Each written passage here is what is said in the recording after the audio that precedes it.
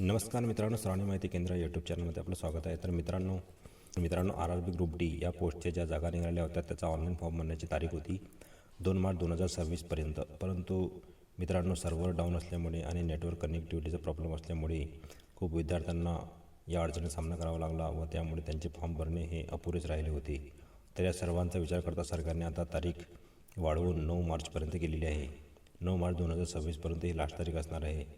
तसेच मित्रांनो, ज्यांचे रजिस्ट्रेशन झालेले आहे परंतु फी सबमिट केलेली नाही आहे त्यांना 11 मार्चपर्यंत फी आपली सबमिट करता येणार आहे.